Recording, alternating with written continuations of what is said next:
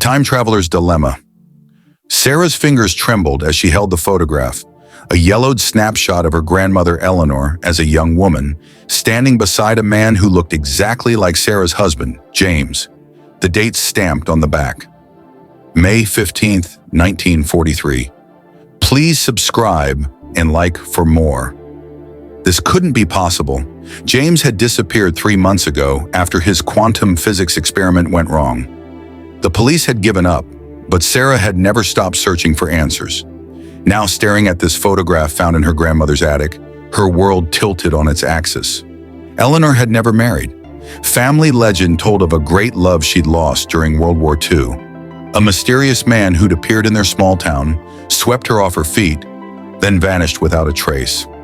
Sarah had grown up hearing fragments of this story, but her grandmother rarely spoke of it, her eyes always misting over before changing the subject.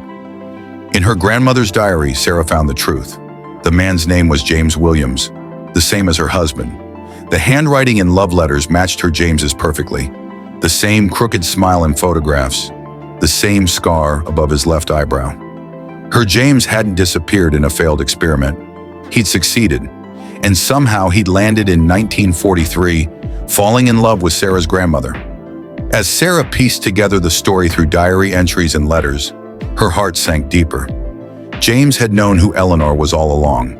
He'd married Sarah because the photograph in his own family album showed he was meant to. Then he'd spent years building a time machine, not to pioneer science, but to keep his appointment with history. But Eleanor's final diary entry changed everything. Written the night before, James vanished from 1943. He told me the truth tonight, about Sarah, about the future, about who I am to her. He's leaving tomorrow. He says he has to. That time itself depends on it. But he gave me a choice. He can take me with him to the future. Consequences be damned. Or he can go alone, letting time play out as it should. I know what my answer must be. My darling great-granddaughter cannot exist if I leave. Love isn't just about what we want. It's about what we're willing to sacrifice for those we cherish, even those we'll never meet. Sarah's tears fell onto the diary's pages. She finally understood the way her grandmother used to look at her with a strange mixture of joy and sadness. Eleanor had chosen to let James go, chosen to live a life alone, chosen Sarah's very existence over her own happiness. Now Sarah faced her own dilemma. Armed with her husband's research and the knowledge of where, when he was, she could follow him. She could try to change Eleanor's mind or prevent James from going back in the first place.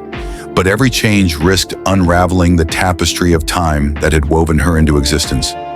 As the sun set, Sarah sat in her grandmother's attic, surrounded by the artifacts of two great loves separated by time. She held her own photograph of James in one hand and Eleanor's in the other, understanding finally that some paradoxes aren't meant to be solved. They're meant to be lived with, learned from, and sometimes, just sometimes, they're meant to break our hearts so that we can understand just how deeply love can echo through time. In the end, Sarah did what Eleanor had done. She chose love, not the desperate, grasping kind that demands possession, but the profound, selfless love that lets go. She burned James's research, sealed up Eleanor's diary, and walked out of the attic carrying nothing but the knowledge that she was the product of not one, but two great acts of love. James's courage to complete the circle of time, and Eleanor's strength to let it remain unbroken. Years later, when people asked Sarah why she never remarried, she would smile her grandmother's smile and say, "Some love stories are too big for one lifetime." Only she knew just how true those words were.